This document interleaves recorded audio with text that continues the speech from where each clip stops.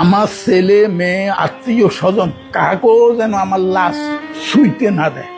শেষ শেষ দুনিয়াতে আমার আত্মায় কষ্ট পাইবে যে কি করলাম আর কি পাইলাম।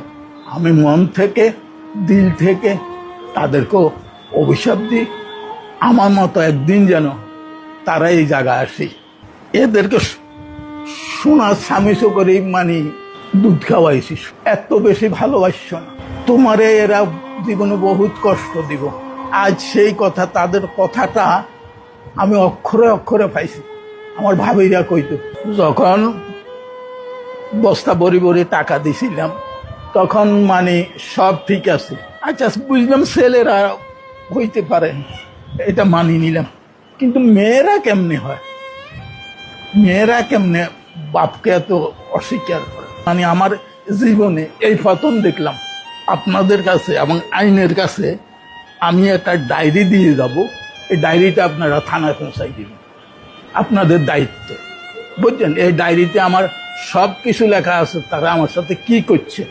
এই টাকা পয়সাটাই হইল আমার সবচেয়ে জীবনের কাল, ওনাদের ঘাড়ের উপর আমার উঠাই দিয়ে গেছে, আজ পর্যন্ত দেখতে আসেনি, অন্তত খোঁজটা নেয় না। দেখেন দূরে কথা, খোঁজটা নেয় না। এইটা কি ধরনের ছেলে? এটা কি অশিক্ষিত? অশিক্ষিত হইল এক কথা। আর আমার মেয়েকে অশিক্ষিত, যে মেয়েরে আমি পুতুলের মতো রাখছি, বুঝছেন? আমি কি তাদের কাছে টাকা পয়সা চাইছি? কিচ্ছু চাইনি, ভালোবাসা চাইছি। যাকে এটা আমার ভাগ্য আছে।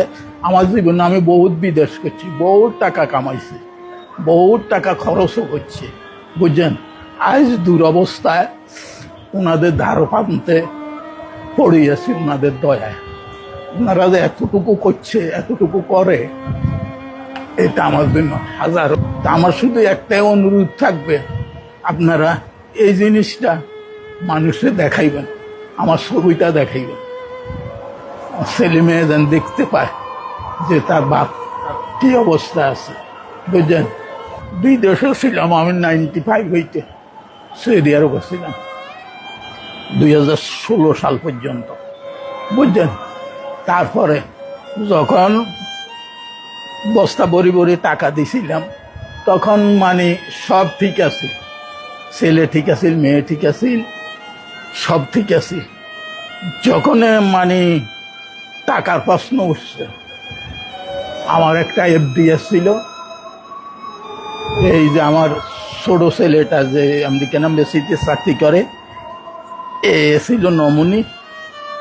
আমি তো সাদা দিলে আমার ছেলে আমার টাকা এ পাইবে না কে পাইবে, এরে করে দিছি। এ টাকাগুলো উঠে নিয়ে যে গেছে, আজ পর্যন্ত সে আমার সাথে কোনো যোগাযোগ করে না, কোনো যোগাযোগ নাই, বুঝছেন? আমার মেয়ের ইয়েতে আমার টাকা ছিল 20 লাখ টাকা ছিল, এই টাকাটা আমাকে আর দেয়নি, বুঝছেন? আজ পর্যন্ত ফেরত দেয়নি। ওনাদের মাধ্যমে আমাকে প্রথমে মিরপুর, ওনাদের যে ইয়ে আছে ওইখানে অনেক দিন আসছিলাম, তারপর হইতে এইখানে। এখন আমি আপনাদের কাছে এবং আইনের কাছে আমি একটা ডায়েরি দিয়ে যাব, এই ডায়েরিটা আপনারা থানায় পৌঁছাই দিবেন, আপনাদের দায়িত্ব, বুঝছেন? এই ডায়েরিতে আমার সব কিছু লেখা আছে, তারা আমার সাথে কি করছে। এই টাকা পয়সাটাই হইল আমার সবচেয়ে জীবনের কাল। আমি মন থেকে দিল থেকে তাদেরকে অভিশাপ দিই, আমার মতো একদিন যেন তারা এই জায়গায় আসে দাঁড়ায়, বুঝছেন? আল্লাহর কাছে এদেরকে সোনার স্বামীসো করে মানে দুধ খাওয়াইছি, সোনার স্বামী, বুঝছেন? এত বেশি ভালোবাসছ না তোমারে, এরা জীবনে বহুত কষ্ট দিব। আজ সেই কথা, তাদের কথাটা আমি অক্ষরে অক্ষরে পাইছি। আমার ভাবিরা কইতো, খুব ভালো আছে, যে কদিন আল্লাহ বাঁচি থাকি এই আমি এইখানে থাকব। আমার ছেলে মেয়ে আত্মীয় স্বজন কাকেও যেন আমার লাশ শুইতে না দেয়, শোয়ার কারো কোনো অধিকার নেই, একমাত্র ইয়ানের মানুষেরই আছে আমার লাশ শোয়ার।